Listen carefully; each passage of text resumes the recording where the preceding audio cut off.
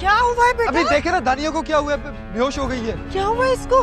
पता नहीं। दानिया, अरे मर गई। ये तो बहुत तेज दानिया। बुखार हो रहा है इसे। ये कहने आई थी कि आज आप खाना मत बनाए। क्यों? आज हमारे घर मनु सलवा उतरा है क्या? नहीं, वो कल हमारे घर से दावत पे कोई गया नहीं था ना, तो अम्मी ने खाना भिजवाया। रहने दो बीबी, तुम्हारी अम्मा ने जो बचा कुचा खाना भिजवा कर हमारे सर एहसान किया है ना, हमने कोई फरमाइश नहीं की थी इसकी। चाची जान, ऐसी बात नहीं है, और ये बचा हुआ खाना नहीं है, अम्मी ने पहले से ही पैक करवा दिया था। ना तो तुम्हारी अम्मा को क्या जरूरत थी इतनी तकलीफ करने की, और इतनी मोहब्बत उमड़ रही थी तो हमें बुला लेती ना। यूं बहाने से हमदर्दी का जूता मारने की क्या जरूरत थी? क्या हुआ? क्या बातें हो रही है? तुम्हारी भाभी जो है ना, अपने घर से ही बचा कुचा खाना लेकर आई हैं और इसरार कर रही हैं कि हम आज यही नोश फरमाएं। अच्छा, हम भी तो देखें क्या भेजा है भाई की सास ने। बस यही भेजा है? हाँ भाई, यही सब कुछ भेजा है। और ये मोहतरमा शोर ऐसे मचा रही थी कि पता नहीं इनकी अम्मा ने कोई देगे भेज दी हो। लगता है कि इसकी माँ ने ना सिर्फ इसकी सास के हिस्से का खाना भेजा है। गई जो नहीं थी कल। ये हर वक्त 12 के बजे रहते हैं तुम्हारे चेहरे पर। जब देखो एक नहुसत, एक उदासी छाई रहती है, जैसे जबरदस्ती बांध दिया गया तुम्हें मेरे साथ। शक कर रहा मुझ पे? शक नहीं कर रहा मैं, तुम्हारा ये रवैया मुझे शक में मुब्तला कर रहा है। जब से हमारी शादी हुई है, एक दिन भी मैंने तुम्हें खुश नहीं देखा, ना यहाँ ना तुम्हारी माँ के घर। हर वक्त एक ही जैसा फेस, एक ही जैसे एक्सप्रेशन। कैसे कर लेती हो यार तुम? ऐसी हूँ वलीद, मुझसे हर बात पे नहीं हंसा जाता। मैं हर बात पे कह के नहीं लगा सकती।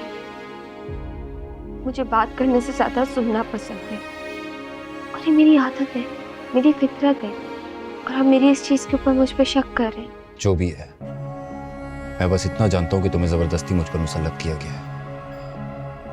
उसके बावजूद मैं हंसता भी हूँ, बोलता भी हूँ और खुश भी रहता हूँ, और सबको खुश दिखाई भी देता हूँ। और मैं तुमसे भी यही एक्सपेक्ट करता हूँ, क्योंकि अगर तुम्हारे इस एटीट्यूड की वजह से मुझे किसी से कुछ सुनना पड़ गया, तो वो दिन तुम्हारा मेरी जिंदगी में आखिरी दिन होगा। मैं बाबा का लिहाज भी नहीं करूंगा और तुम्हें हाथ से पकड़कर बाहर फेंक दूंगा, याद रखना।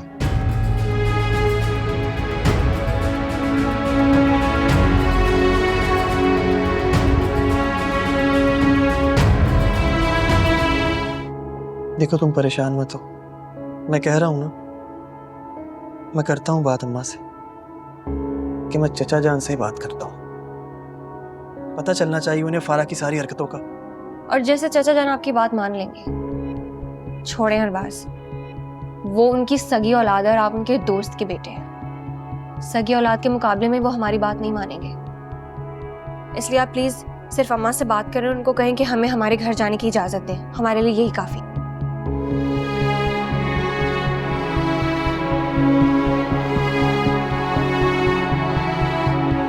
क्या बात है बहू, तबीयत ठीक है तुम्हारी?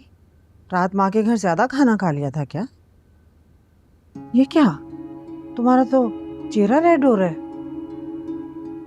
अल्लाह, तुम्हें तो इतना तेज बुखार हो रहा है, तुमने बताया क्यों नहीं? बेटा तुम्हें हमें बताना चाहिए था ना तुम्हारी तबीयत खराब है। ऐसे क्या देख रही हो? तुम्हारी तबीयत खराब है, वलीद को मालूम है? या अल्लाह, अब ये एक नया ड्रामा शुरू हो गया है। इस नाजुक महम से तो एक जरा सी मेरी बात बर्दाश्त नहीं होती। बुखार चढ़ा कर बैठ गई है। अब अगर हमारे साहब को पता चल गया तो एक नया तूफान खड़ा हो जाएगा। बेटा कितनी गलत बात है, अगर तुम्हारी तबीयत खराब थी तो तुम्हें हमें बताना चाहिए था। अब तुम्हारे मामू को मालूम होगा तो वो क्या सोचेंगे हमारे बारे में, कि हम तुम्हारी केयर नहीं करते, वलीद तुम्हारा ख्याल नहीं रखता। मानी जान, मैं भी पेन किलर लूंगी, मेरी तबीयत ठीक हो जाएगी। वो मेरे पीछे पड़ी हुई, मैं तो उसको मुंह भी नहीं लगाता। चलो ठीक है, मान लिया कि वो झूठ बोल रही है, लेकिन मुझे इस बात का जवाब दो कि तुमने मुझे ये बात पहले क्यों नहीं बताई? अगर बता देता तो क्या कर लेती हैं आप?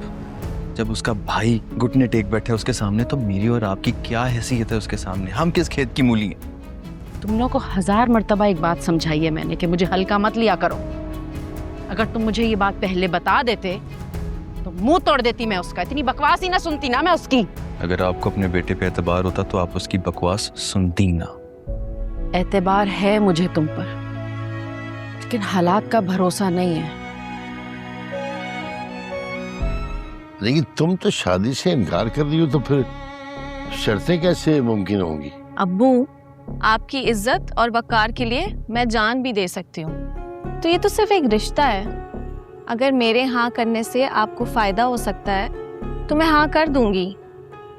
और वैसे भी बदला तो शादी के बाद भी लिया जा सकता है ना। ओह क्या बात है।